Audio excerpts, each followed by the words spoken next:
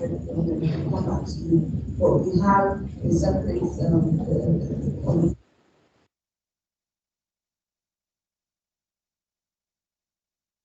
early stage, actually correctly, early stage project preparation assistance as well.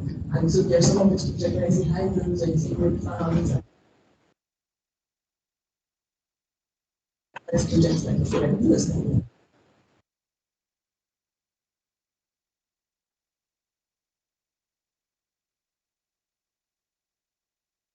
I'm confident it's important.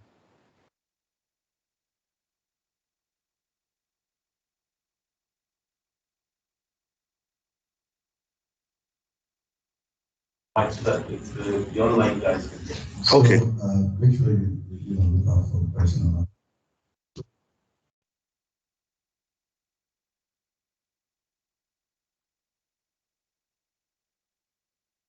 Speak with respect to this project. You are at the point where I think let's call.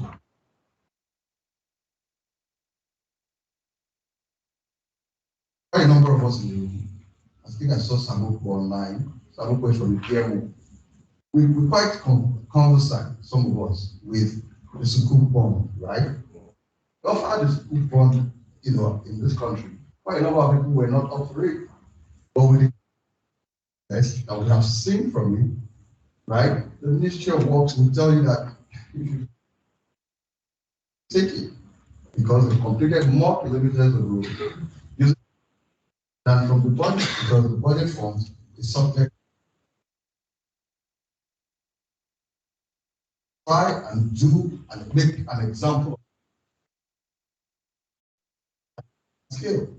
Because at the moment, we're still struggling to subscribe of, sort out all our green bonds and even discuss and reality and the focus for me from this session is that we need to make an example of one or two projects, right? And ensure that we have, big tickets or small ticket project, whatever you call it, that we have put forward, that we brought to closure, see how many more people stand up to put their projects together. In fact,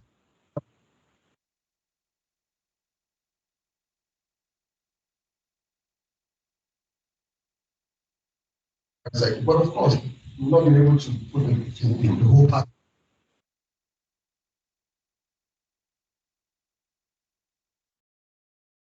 Success with the people, we begin to see real.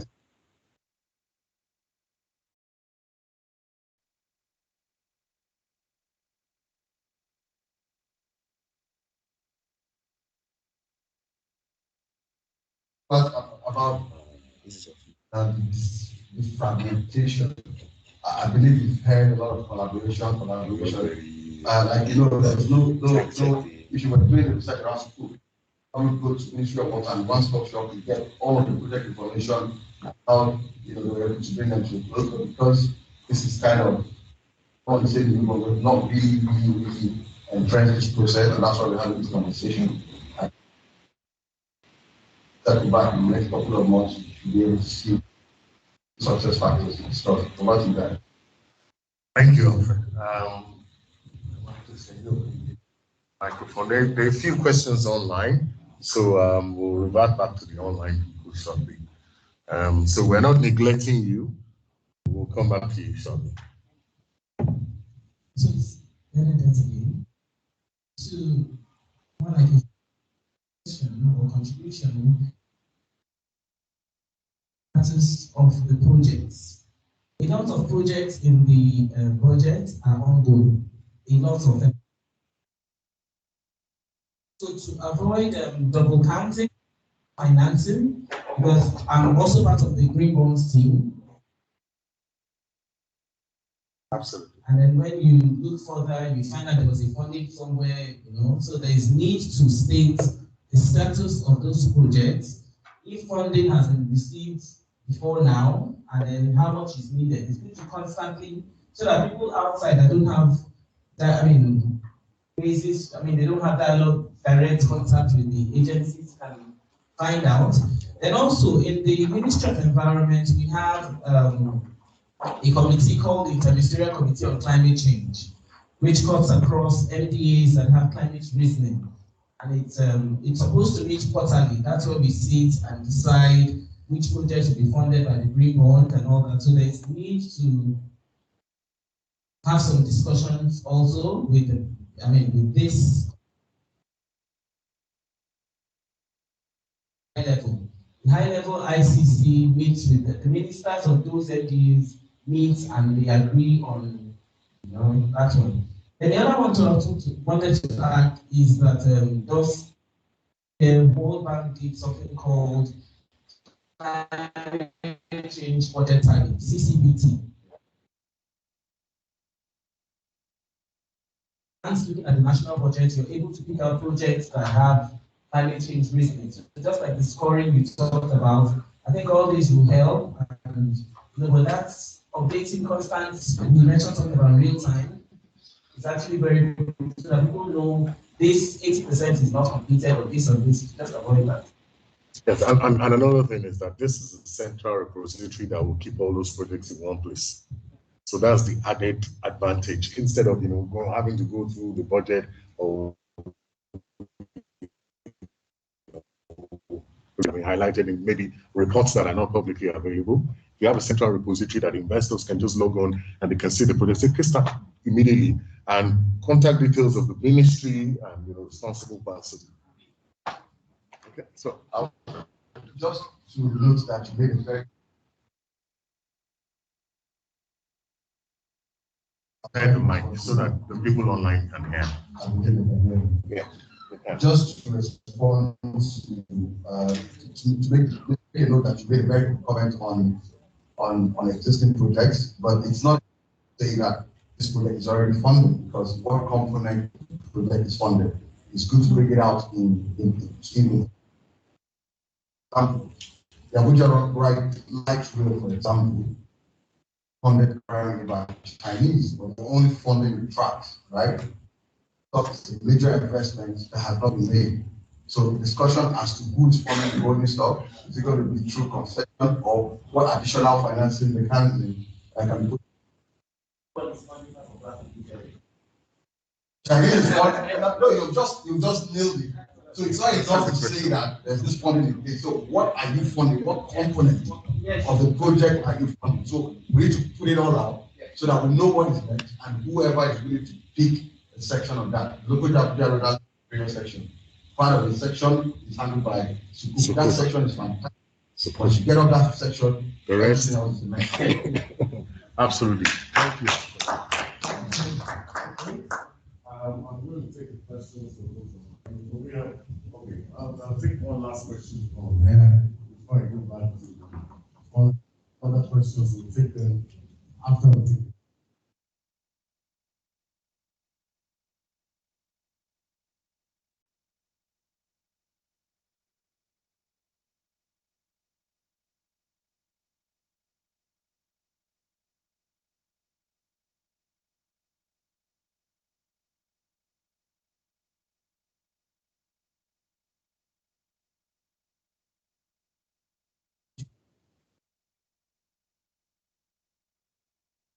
Should we keep track of?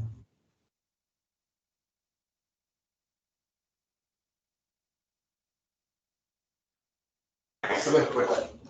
Really excellent question. So Alfred and Chisholm, I believe, can answer your questions. I can answer the last part. So we'll take turns. I have a question. Stella is online. Uzi, can you please unmute and ask your question, please? Okay. Thank you very much for giving me an opportunity. I just I joined lately and today's audio is not Uzi, please unmute and ask your question, please. Can you hear me? Can you hear me? Can you hear me? We can hear you online, Huzi, but maybe the room can't. Yes. Nico, can you help us look into why? So should I go ahead?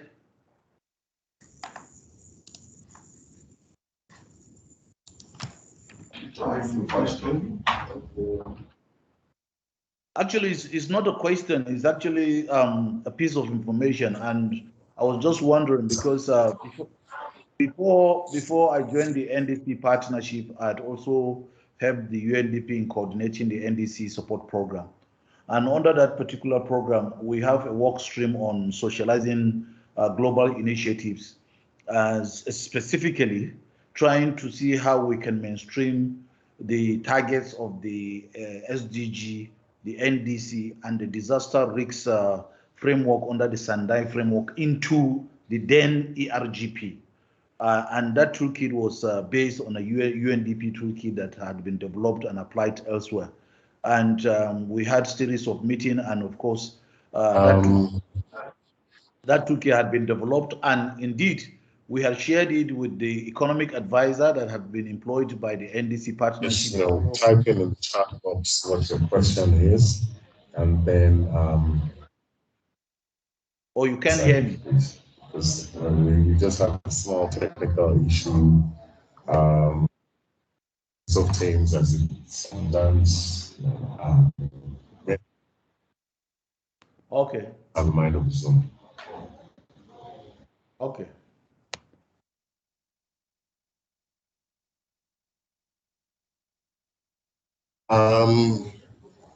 Okay. Respond to his question.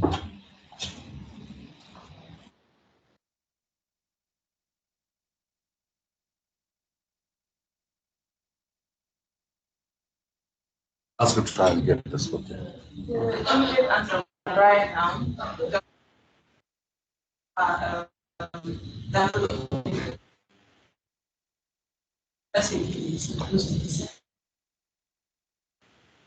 actually, I would imagine all the time. She's speaking to the mic. Those are here. Yes, we can. Yeah. Yes, like that. Okay. So at this time it doesn't, right?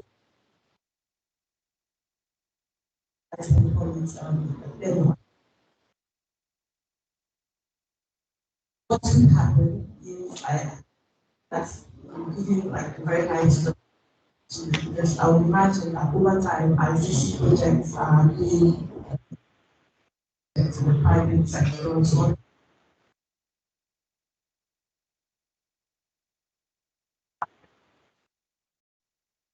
so you can actually be open to also that when this project is still in the early stage project preparation finance.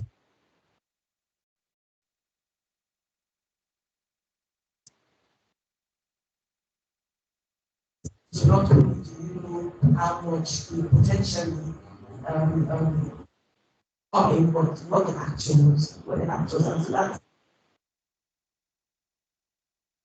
I think that just that's what I information is going I think she said most of it, but I'll just add to that.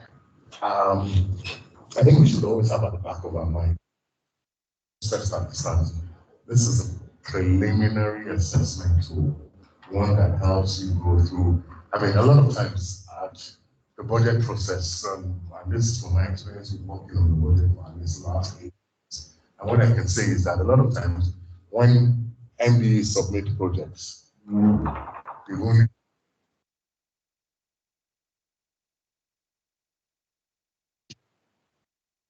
stage, you cannot do as one accounting. How does this really, I mean, the specifics of how it contributes to the nationally determined contributions. However, as my colleague has said, when this gives you an indication, this may be a good project for the private sector. And what you find is that not private sector financing. What you find is that financiers, when there's a lot of times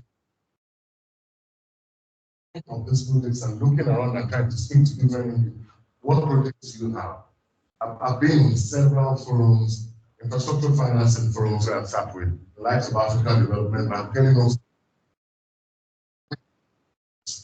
A lot of times we almost have to dig a well to get the information needed, in terms of the projects that the MDAs are doing. Because this is the financial feedback from some of the financiers are more focused on public procurement. They want the project to go into public procurement. They don't want the private sector involved. Comment on that. However, again, I think it's a fantastic question. What my colleague has said is that it's work in progress, and I think that what you see is that when such projects are already maybe being prepared in conjunction with the ministry department or agency that owns that project.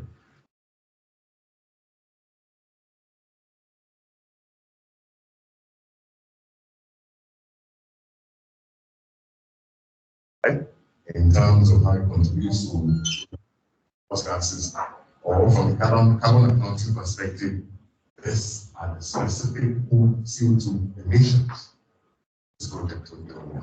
It's very detailed and even a very new area in terms of planning.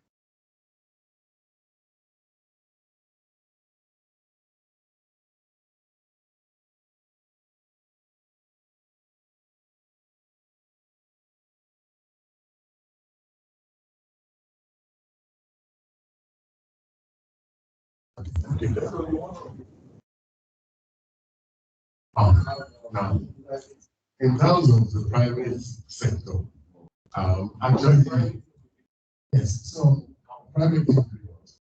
So ideally, and this is just my own opinion, or private sector enterprise that wants to do a private sector project knows how to finance. Yes, this is, don't forget, this is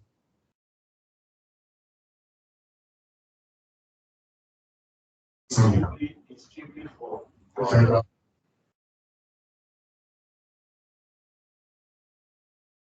There's a separate process to finance for unsolicited proposals. So if you make a proposal,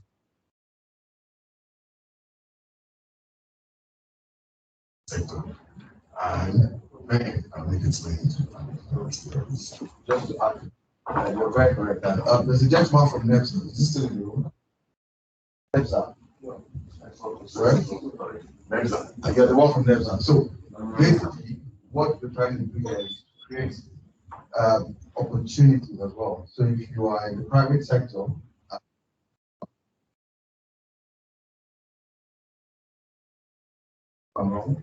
if you have any project that can fit, also approach them, and they will be your government guarantor, if you like, to enable such projects. I get it, and I'm not telling you that if you have private people that you work with, that want to benefit from this, you could point them to NEPSA if they have any key to their green for them to get a piece of the action through that platform. Yeah. Am I correct if I'm wrong, gentlemen? Thank you. Thank you, Alfred.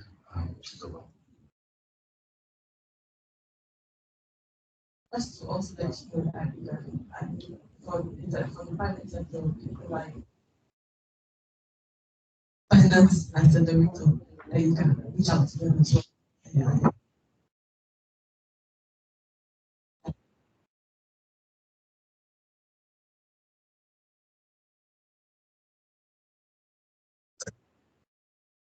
Very important point, right? There's a section that said resources. So there will be other resources uploaded there. Talking about ongoing programs, for example, the CFA, Climate Finance Accelerator, which is looking at exactly what you're asking for, private sector. Building elements to them, and then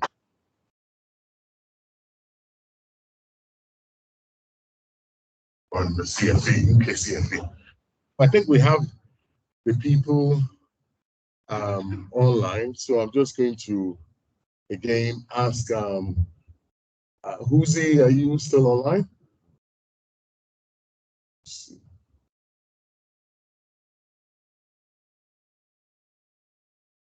Dale, can you hear me? I don't think Huzi is still there anymore.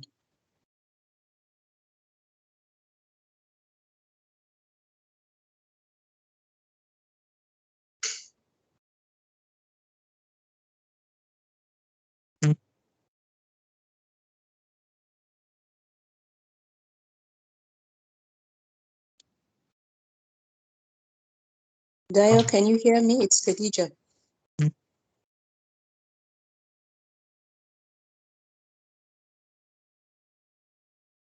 Lakon, I don't think they can still hear anyone online yet.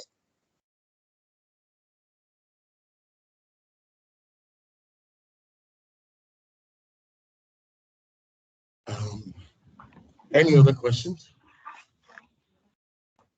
I think John's comment was like they couldn't hear us. But John, do you have any question? No, can you hear me? John, can you hear me now? Hear you. John, can you still hear me? Hear you. Can you hear me? Please unmute yourself. I'm on mute. He's unmuted.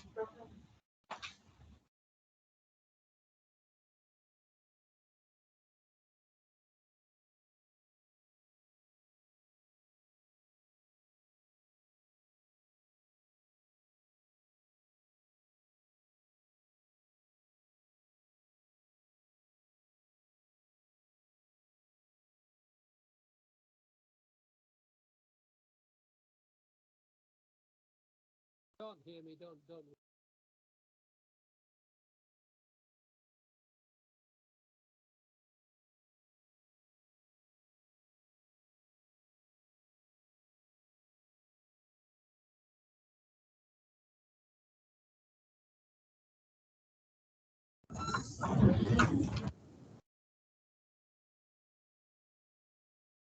So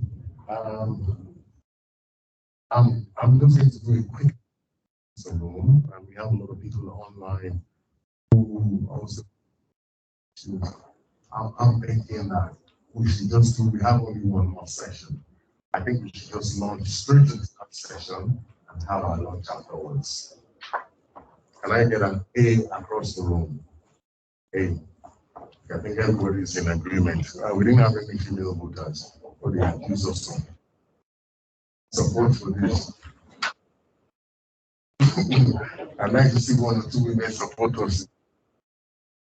Even though men like to more than women. So we're just going to go into the final session of the day, which is a very interesting session. And this is going to talk about positioning projects for funding support. Positioning, this is based on experiences as consultants, experiences taken from various ministries, departments, and agencies that we've worked with. Current examples surrounding project financing and bringing in private sector financing public projects, and also feedback from the various multilaterals and DFIs. So we are going to give a couple of nuggets of wisdom and experience across the with but I believe that so far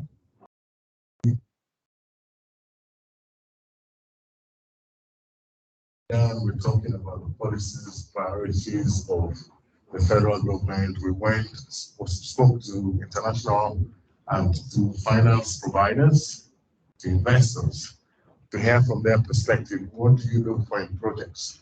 Today we've gone through since land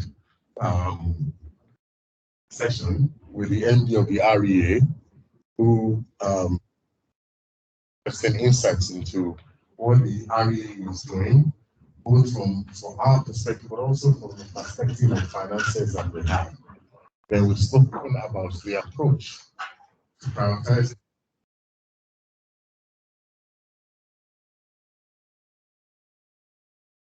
Yeah, we've also spoken about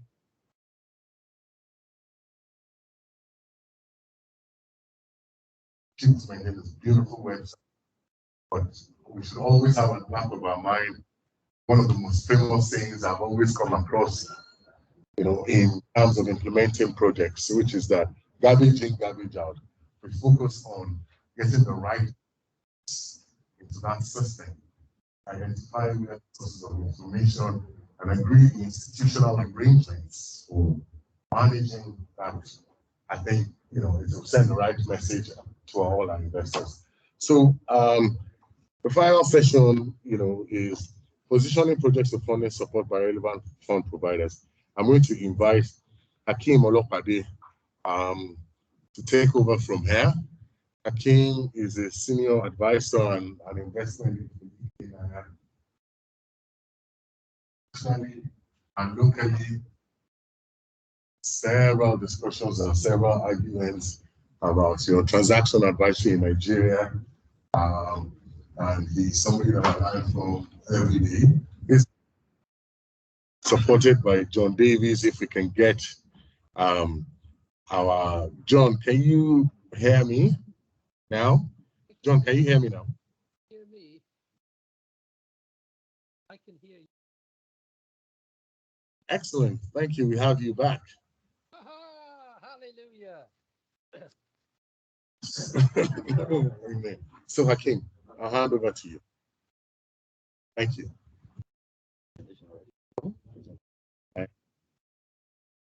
Does it split? No. It does. You need to balance it. Come on, it's on your head. Yes. Okay, see, click on.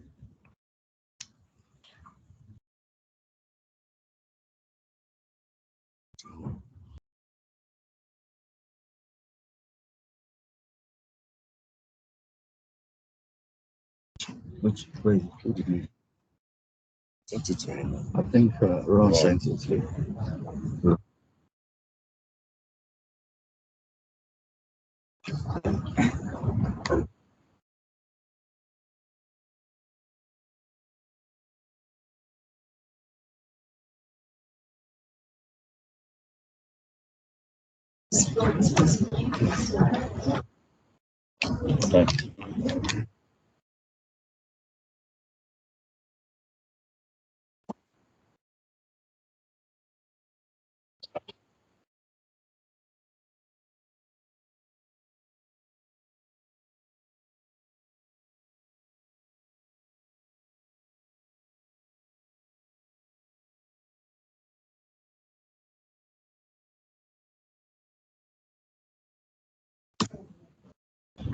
So the person, yes.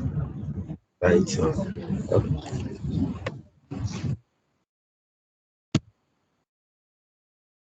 Good afternoon, ladies and gentlemen. My name is Hakeem Olopade, and I know we're all in a rush to go for lunch, so we'll try and do this in about 15-20 minutes.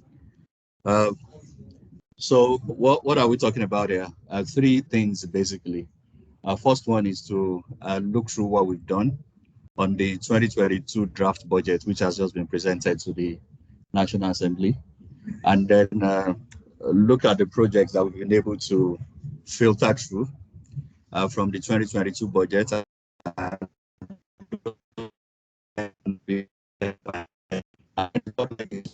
project preparation and development.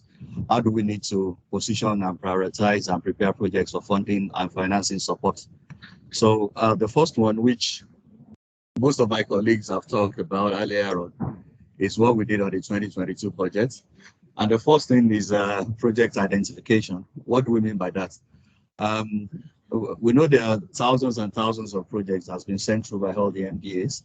So what we did is to focus on 8 ministry, departments, and agencies that have high GHG emissions. So the first ministry with the highest GHG emission is the Ministry of Ministry of Petroleum Resources, followed by Power, and then Ministry of Agri, Ministry of Transport, Ministry of Environment, Water Resources, and then Trade and Investment. So from that list, we had about 48,000 projects that we had to go through. And then we had to filter the capital expenditure items from the recurrent, because mostly the recurrent projects are, things that goes on a daily basis.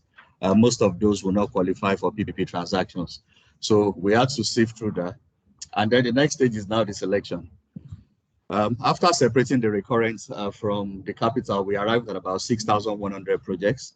And out of that 6,100, the next thing we did was now to look at the infrastructure projects within the 6,100. So that involves a lot of work, going through them one by one, doing a bit of interview with some of the MDAs and even the budget office, because we did this together. And then after that, we arrived at 1,022 projects. And those 1,022 went through the climate, finance, and resilience lens, which my colleagues had talked about earlier on. We also looked at some of those projects from the PPP angle. What do we mean by that? Will this project typically qualify for a PPP transaction? Will an investor be willing to invest in this type of projects? And then what are the precedents in the sectors or even in the industry? Because we know there are so many projects that's happened through PPPs in Nigeria, and some sectors don't even have any. Okay, thank you. And we don't even have references to refer to for some sectors. So we focused on those 8 MDAs, and after a lot of work and engagement with the MDAs, we arrived at about 56 projects. So we believe these 56 projects will qualify for PPP transactions, and that they've also met with the NDC nationally determined contribution factors. So after this, we now had to do another level of screening. And what we identified was that some of these are already ongoing projects, in which case it may be difficult, to intervene and even know how we are going to engage and bring in the financiers and private sector. So after that has been done, we arrived at about 29 projects that are new and greenfield. And then the next level of scrutiny and then engagements and prioritization was to say, okay, even out of this, have there been any financing engagements or any funding platforms provided for any of these projects? And luckily, we found that about, I think 12 of them has financing support from the federal government of Nigeria through bilateral and multilateral loan arrangements. So we had to drop those, and finally we arrived at 17 projects, which we believe are eligible for financing right now. So what are those projects? This is the list that we have here. The major one, which speaks to what the gentleman there talked about earlier on about big projects. The major one there is on the Ministry of Transport, which looks about providing rolling stock and then some signaling and communication equipment for some projects in which the federal government has spent money already on the laying of the tracks, which are the fixed infrastructure. So investors may be able to come in now to look at the moving infrastructure here, which speaks to things like signaling and communication systems and their rolling stock. Again, there has to be so many other levels of engagement before we can even say this is eligible for financing, because we need to know what the ministry is doing in detail and then what are their plans going forward. So the next level of projects are things like export processing zones, industrial parks that are also ready for financing. So this we believe can easily attract the interest of financiers, because on the export processing zones or even industrial parks, Some of the money is made available in the budget looks at just at making or providing fencing for some of those areas. So we know there are so many models of this around the world that's been done. And what we can do and what we are doing at the UK is to provide some preliminary technical support in terms of feasibility and to see what kind of financing model takes. And again, this meets some of the criteria that some of the participants have been talking about in terms of scoring and the alignment with the NDCs. So you can see that the transport projects has a score of about 3.3, and then there are some solar projects there that had about 6.1. That's in terms of ranking and weightings. The next slide also looks at some of these other projects that we have. Many of them are in the renewable sector. And, you know, going by what the MD of REA said earlier, about 5 or 6 of these projects are within his portfolio. And in addition to this, there are many more, maybe about 15, 20 projects that are being prepared right now that we can showcase and present to financiers. Also, we are in engagement with some MDAs, ICRC, BPE, to see how we can work with them to even prepare some projects at this level.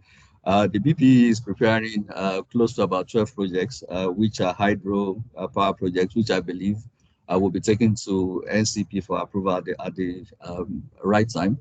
And then we can support them again in preliminary technical assistance and project preparation to take them to a level wherein financiers and investors can get interested.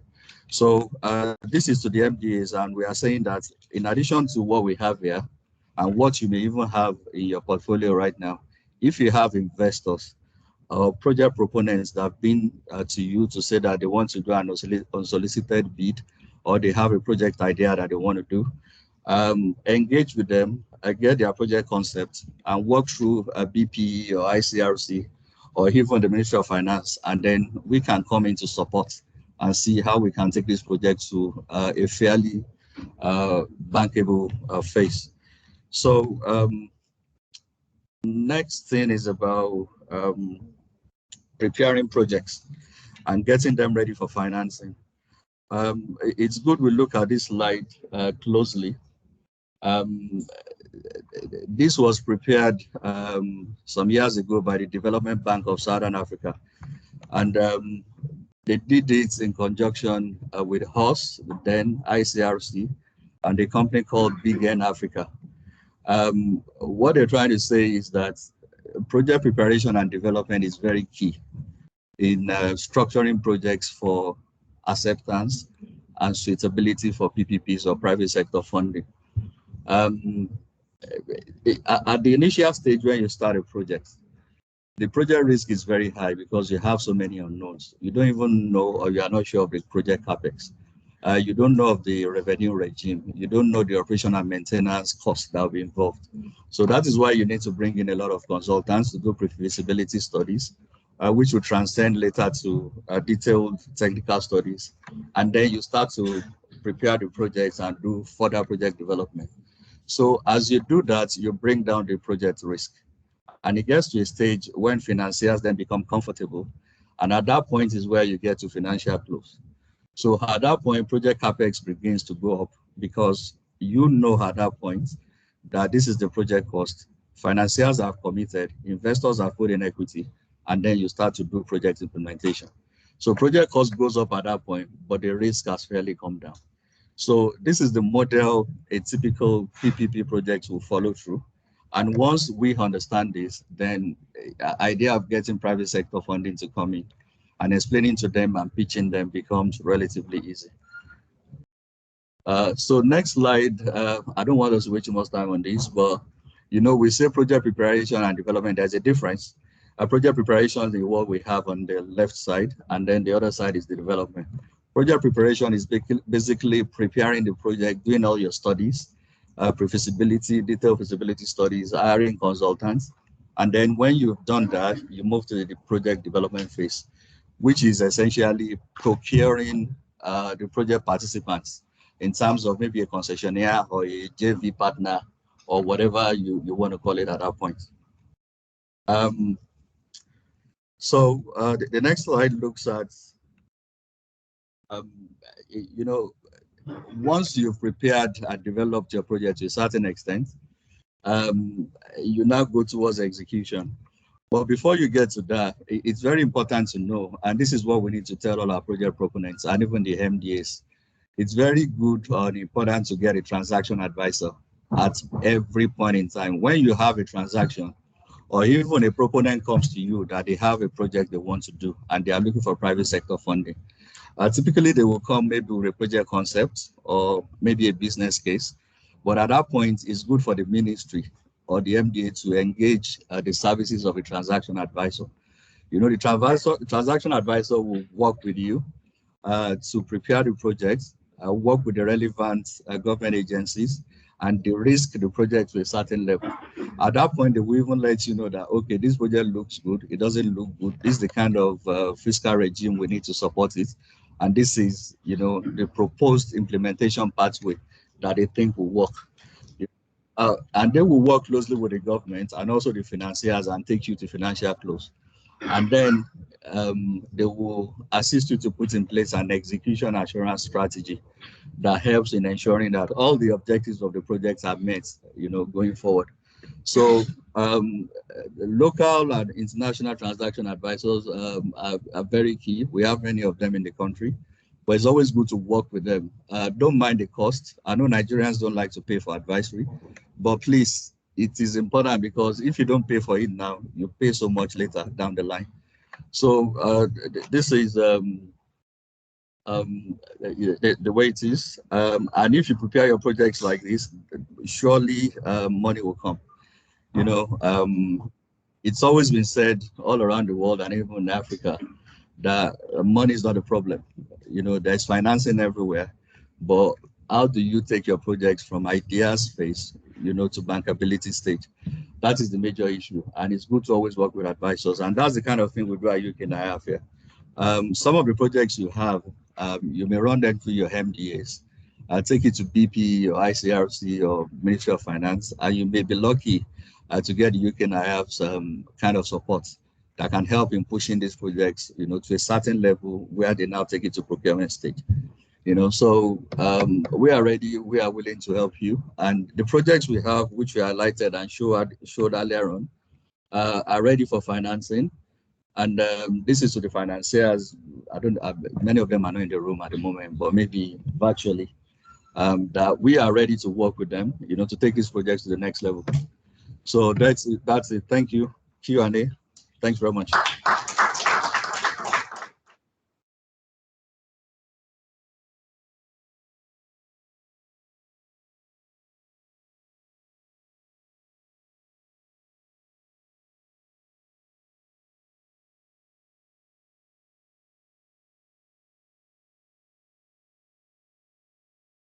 Can I just add? Hear me? Who's the no? Who's taking the mic? I think the man there. So, yes.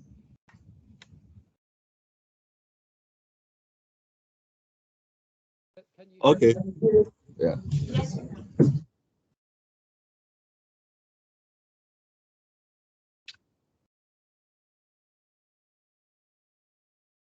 I'm meant to do something. Am I meant to do something? No, I think John was trying to say something.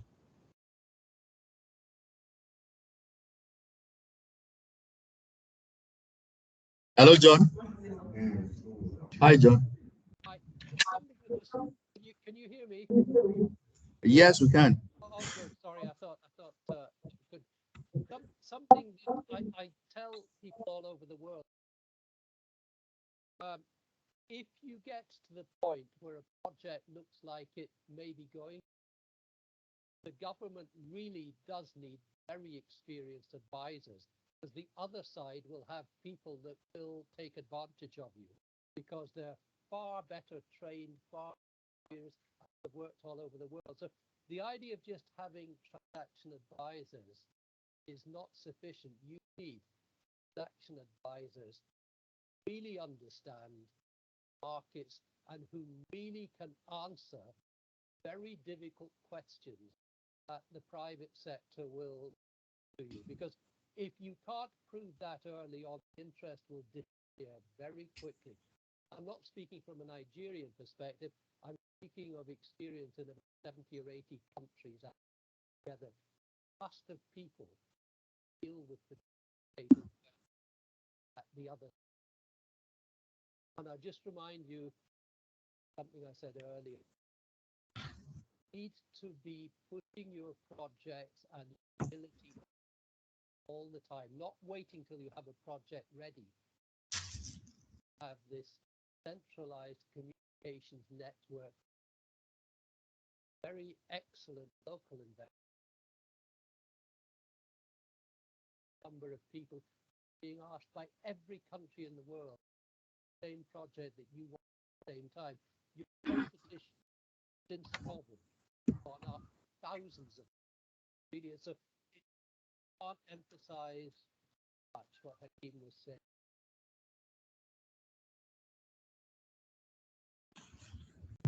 Okay, thank you very much, John. That is noted. What you've said is that getting transaction advisors is never enough. You're very correct with that. But also, you can't really move forward without transaction advisors. So it's all complementary.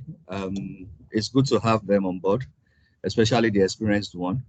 They are also able to even help the government of the day to let them know that even in transactions of this nature, the grantor, which is the government, also needs their own transaction advisor. So the government will typically not be very knowledgeable on some things, but when the transaction advisor on the grantee or private sector party engages with the transaction advisor of the grantor, then both can speak the same language and they can, get value for money for stakeholders. So what you said is taken on board. We know getting transaction advisors is not enough, but you can't even move forward without them. Thank you. Sir, you want to say something?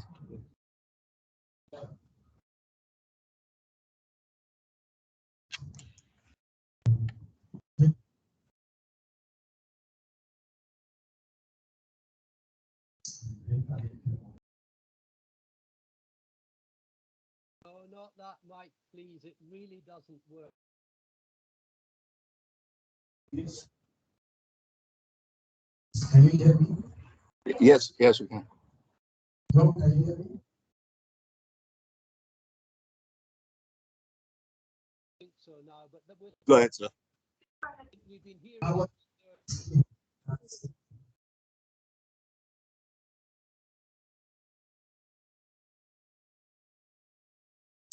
My question is what this project, do they have all my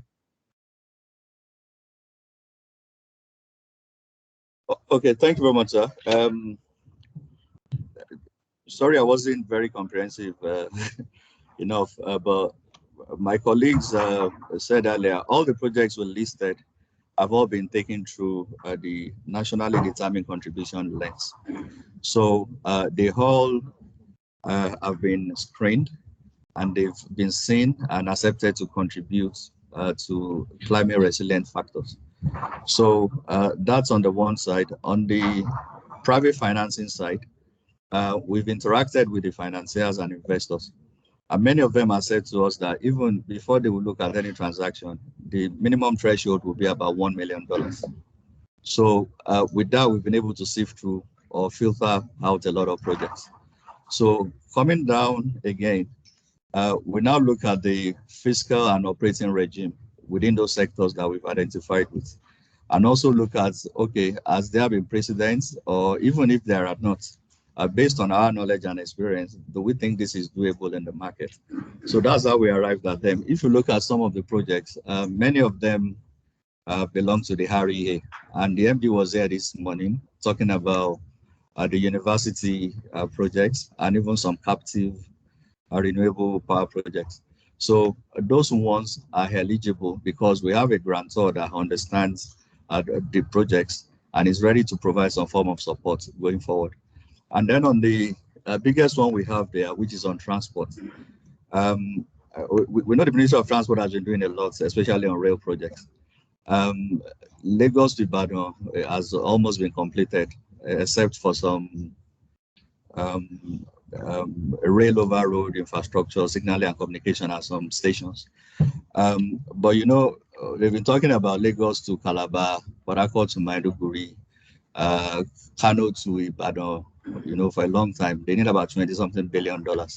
It's not been done. I think the model they typically work with is the EPC plus financing, which is a form of JV, private sector, public sector collaboration, but not the ideal PPP.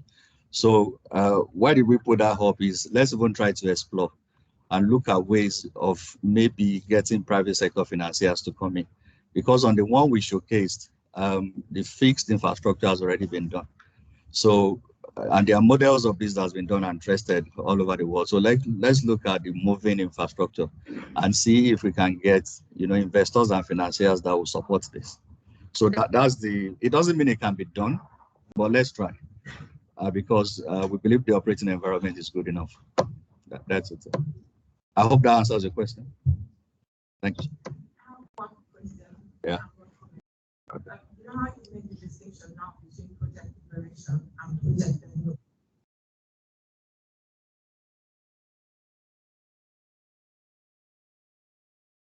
And we engage in transactions advice and project preparation. And then the next is for every point I wanted to make about the question of the was that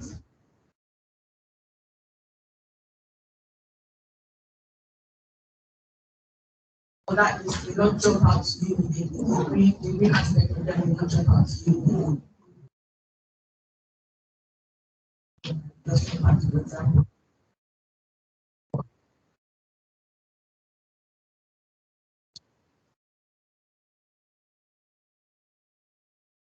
I see 5 projects in hydrogen sectors, and I see mitigate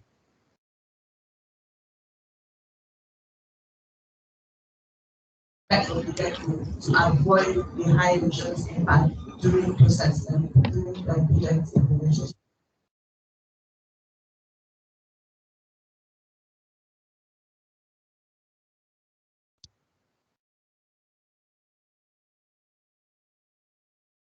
Surface just like a normal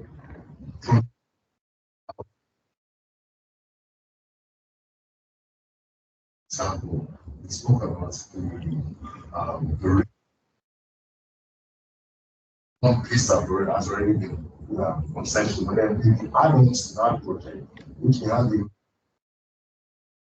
they actually contribute to our NPCs, but it depends on at what stage or phase of the section of that project that is being developed at that point.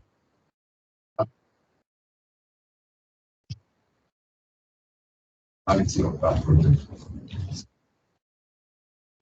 Thank you, Daryl. To choose about your question about when do you bring in a transaction advisor? Is it at the project preparation phase or project development? Well, it's tough. It's not a straightforward answer. It depends on how knowledgeable the procuring entity or the sponsor of the project is. If I am, or let's say we have promoting a project now, we know how to prepare the project. But we know that these are the kind of advisors we need. You may have up to 15, 20 work streams of technical consultants doing feasibility studies for you. You know, many will be doing traffic studies, market engagement, engineering studies, so many things depending on the nature of the project. So developing even the terms of reference and knowing the procurement process to engage these consultants requires a lot of expertise. So if we are knowledgeable or the procuring entity is very knowledgeable about it, they may not need to hire a transaction advisor. But if you are not at that project preparations phase, you have to. Especially, you know, it's a cumbersome process, even designing the terms of reference, evaluating the work they do, you know, engaging them and preparing this in a way that will speak to the language of the financiers is a lot of work. So not many people have that knowledge, even globally. So it's always good to get a transaction advisor to handhold you and take you through that process. And that then they will now take you to project development, which is basically the procurement phase. And at that level, the grantor or whoever is giving out the transaction or you're partnering with will also procure their own transaction advisor. So that's it. I'm just interested. I'm just giving experience. Yeah. It's a very, very important question because this is of drop-offs in terms of progressing with the project. All projects that have been on at the start, and I don't think want to look at. Plus, at the start of the project, the sponsor or the promoter believes that he wants to prepare the project, stands that project. Meanwhile, one of the biggest drivers of success in delivering experience, because each particular one is different. It's all the way to build, operate, all the way across that spectrum. Each one is unique. Sector is different. The requirements are different. So a lot of times, after you've been on a few projects, you start to see the bigger picture of all the various, as Akim said, all the requirements. You sometimes, as Akim said, you will have like 13 up to. I've been on one where it was a cross-border PPP to the two countries, right? And it was, and so you can imagine from both countries bringing. Even the feasibility study took like 18 months to complete.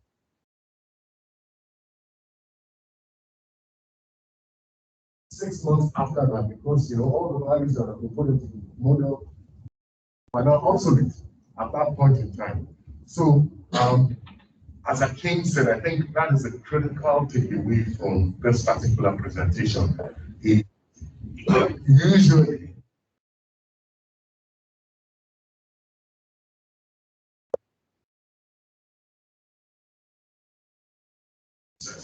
but again, it depends on experience.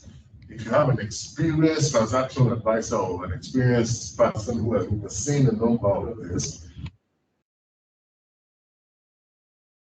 I would not, if asked, I would suggest that your transaction advisor has to be with you from the beginning. Especially if you can get a transaction advisor that is experienced in that particular sector. In terms of estimating the costs. Because if you have a project manager as knowledgeable as your transaction advisor.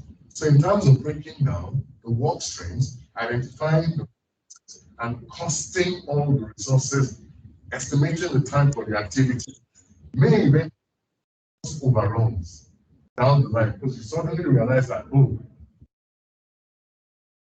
you should have come in here and estimated all the material particular part of that transaction. So just to add to what my colleagues have said, usually I do that, so that you can get testing the full requirements. Thank you. Any other question, please? Okay, madam. Very good.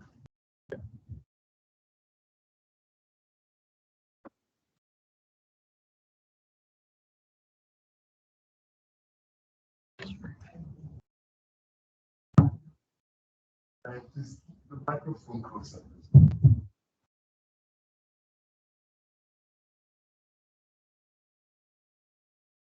My question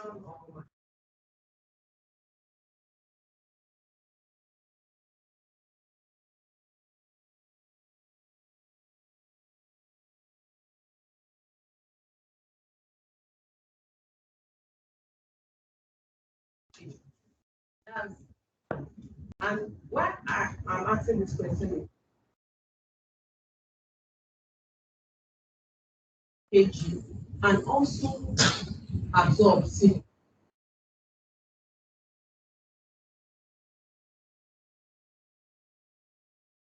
Always difficult for us when it comes to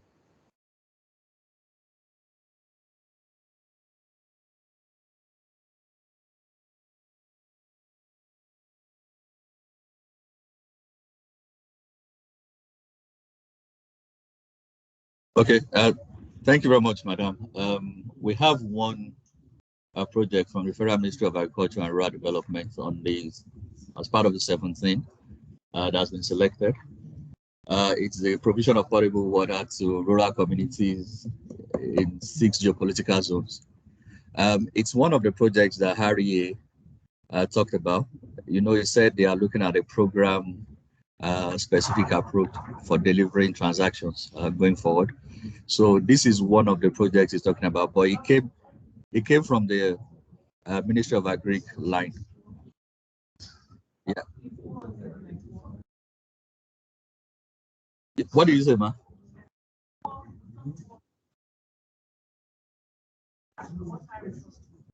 Okay, yeah, from what? Not Agri. Okay.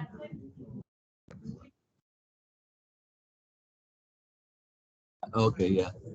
I get you, but it's Agri. It's an Agri project. And then going forward, in line with what the MD of REA said, there'll be many more of these projects. And what he said is even we can approach them, you know, to look at their pipeline and some of these projects they have, so that going forward for year 2023 and beyond, we can be more proactive, you know, and get to prepare them and get private sector funding. So, yeah, thanks. Any more questions, please? No. Okay, thank you. Thank you.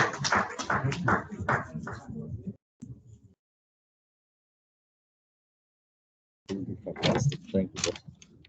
So, I get a round of applause for the last presenters, please.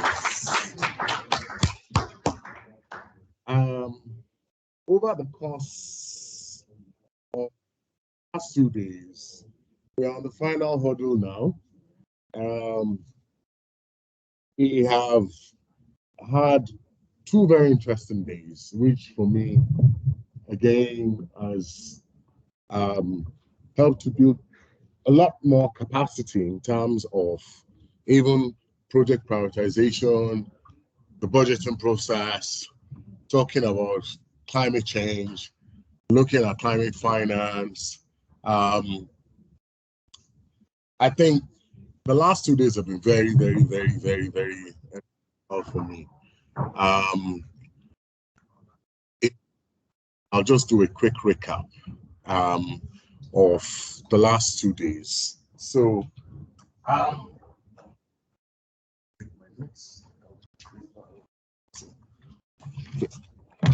right, and so I have it.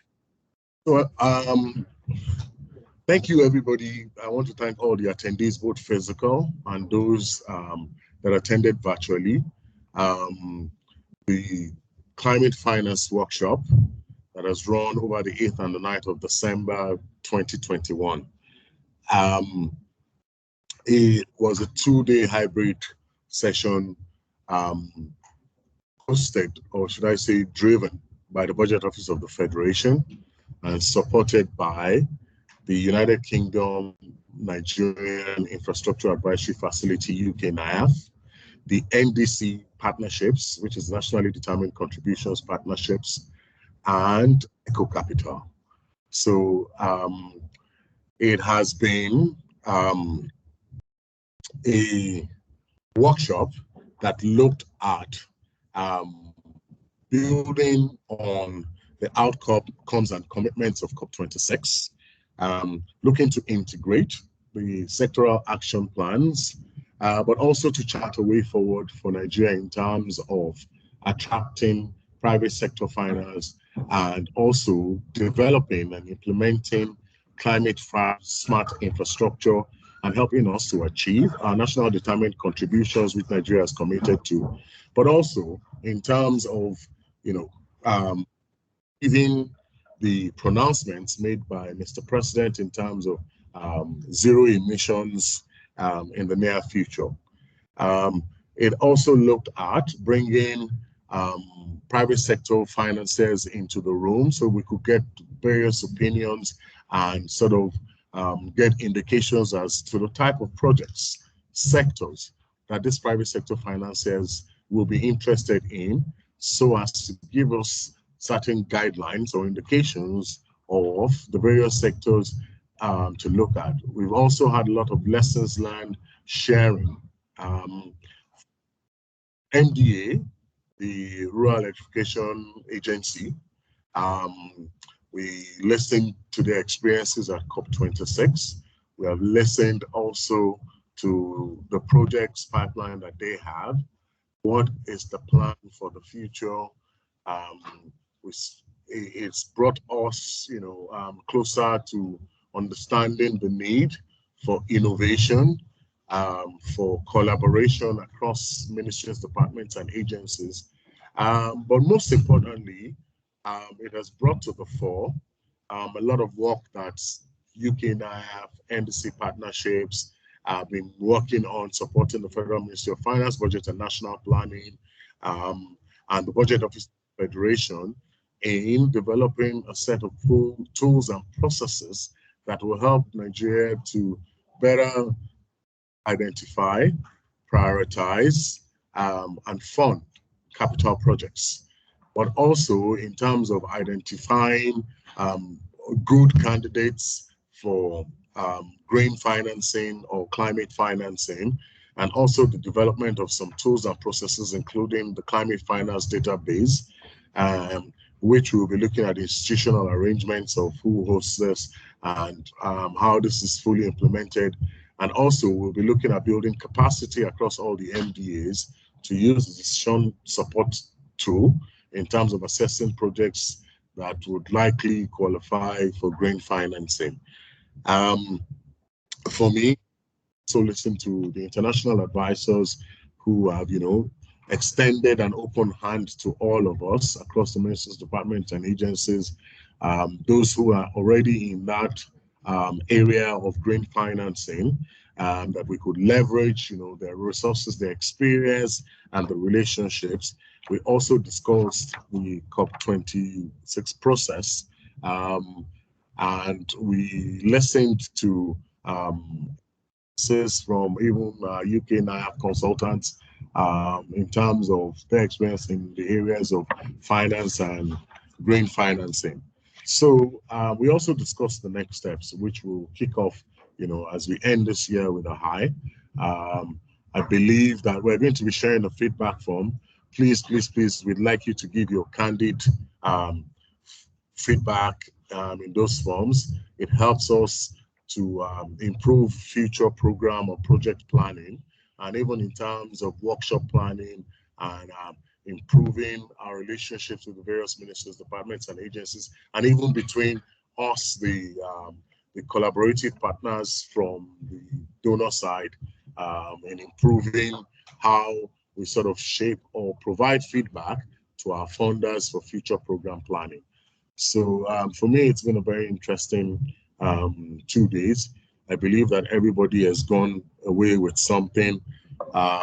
So as I bring this session to a close, the closing remarks are supposed to be provided by the DG budget, but unfortunately he's not here right now. He had a session that he needs to attend based on his schedule. So is Prof online? Okay, so I'm going to invite sector lead for infrastructure finance to represent the MD of UK and IF, Professor Chidi Onya, to give closing remarks on behalf of the MD of NIAF as we wind this down to a close for today. Please. immediately after this. It's already been set up and it's been paid for, so please, let's enjoy it. But final caveat, keep all your belongings with you at all times. As they say where I come from, I'm a Yoruba man, they say, am I down by me? Let's pack our bags tightly, hold them, and then go for lunch after the closing remarks. Thank you, everybody. Yes, please. Bring your participant tags, even though we know all your faces, but please bring your, so that anyone that tries to sneak in, we can nab them at the door. Thank you, everybody. My name is Dayo Alau. Can I get a round of applause, please? I tried. Thank you.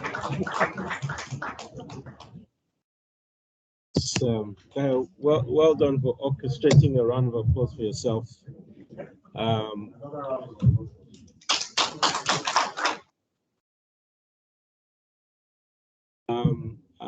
Before I start and give Prof's closing remarks, I think we should do it properly and give Dayo and the entire organization team a round of applause for the good work they have done. Distinguished ladies and gentlemen, we've come to the end of this two-day climate finance workshop. And on behalf of Professor Chidi Onya, the MD UK NIAF, I want to thank you for your attention and your engagement over the last 2 days. What we've witnessed over the last 2 days is a sense that there is a real understanding and appreciation that the global financial community is going green.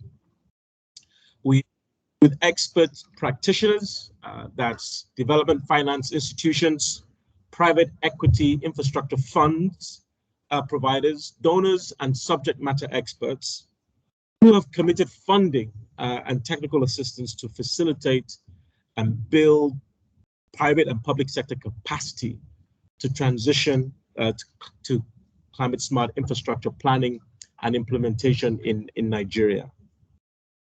Today has been a lot more engaging. We've seen questions answered, perspectives considered. We've also worked through the approaches, tools, and strategies today, particularly for positioning projects for climate financing. My remarks are going to be brief, and really, as I close, I really just want to highlight two things for us as we go to think about. The first thing I've already mentioned, it's an unstoppable force. The global financial community and system is going green. But this does not change the need to ensure projects are properly structured and to ensure projects are structured to be sustainable and to attract private sector financing. The second thing is that this isn't beyond us. The Rural Electrification Agency, the REA, is a success story that needs to be replicated across multiple sectors. And they provided a blueprint for how this can be done, having attracted over $1 billion in finance for climate smart projects and catalyzed multiples of billions more in private sector financing for renewable energy projects. Guy has already mentioned a couple of things, 3 things he mentioned from the REA's presentation. I have 3 other things that I think we need to really think about as we begin to think from an MDA perspective, how we structure projects to facilitate, to attract financing. We need to structure projects with a clear and demonstrable contribution to the nationally determined contributions. The NDC priorities, in short, given that over $100 billion have been already committed to seeing these implemented across different countries. Also need to continue and intensify the ability to structure projects with a clear development impact. It's really not about constituency projects that we heard from the REA MD. It's about ensuring that Our selection of projects are guided by the ability to enhance the human experience and deliver and contribute to the delivery of inclusive economic development and economic growth.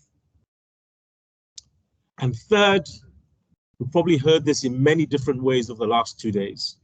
We need to be able to structure projects with sustainability in mind. And by that, we mean that it's sustainable for the planet, it's sustainable from an affordability point of view to be able to repay any sort of debt, and it's sustainable because a significant amount of it is driven by the private sector, who have demonstrated that they have the capacity to really drive contribute to economic development by providing jobs, ensuring that projects are able to replenish and fund themselves. So that's it. 2 days of intense engagement, intense discussion. And on behalf of the Budget Office, the Federal Ministry of Finance, Budget and National Planning, Federal Ministry of Environment, I want to thank you all and wish you safe travels. Thank you very much.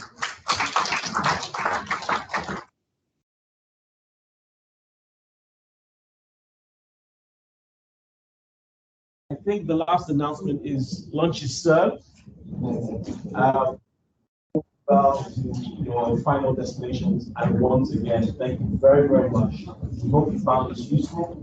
I think we have collected emails, and the idea behind this is 2 things at least. One, to send you the presentations, and I've had a really good suggestion about the idea of sending out attendance certificates. So we need your email. If you think we don't have your email, please just make sure you drop it, because that's how you're going to access the presentations and participation for this event.